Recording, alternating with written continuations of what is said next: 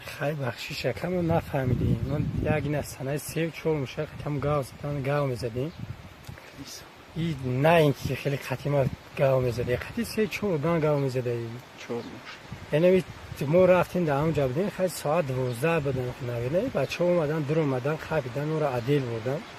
نه در همونجا در عدیل با فهمیدیم که شدور بوده در اصل همونجا بچه ها بودن موقعشون آفرید شنیدن که همونجا خودش گفت که خب ما شدورم با ما گفتم که سینما گفت کردین خیلی بشویی در همونجا فهمیدیم این نه اینکه خطی مگم خطی چند آدم بوده بیم این هم خیلی 3-4 میشه و موقع خیلی گاو زگی رفتیم خوب که اگیم خیلی اینم خیلی اکه خیلی بخشیش ما نفهمیدیم این نفهمیدیم خیلی اکه نخوب شید یک نسبت شما خیلی خیانت شدی و ما نفهمیدیم هزارم اکه بخشیشه اینه که خیلی چند آدم بوده این هم خیلی کار اکه گذشته این خیلی واقعه این هم اگه بود نه ما خیلی نرستم با شنوز شدیم این هم اگه در خونه این برادرم من این جگه زده این خیلی همی واقعه خیلی شید شایمونی مکده آب روی خیلی در زمین زد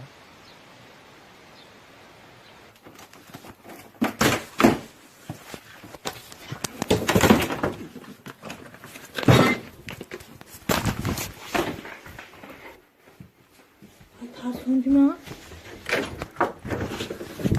چرا؟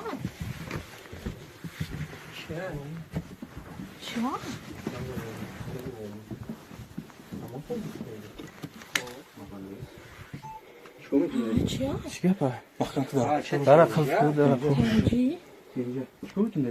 کیایی؟ کیایی؟ خیش تمام خیش تبوره بستم خیشوتا بیشی اوجا؟ بیشی اوجا؟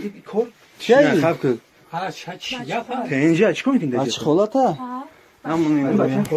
بیشی اوجا داره محکم داره چه چیه پس سلام علیکم و علیکم سلام چیکار میکنی؟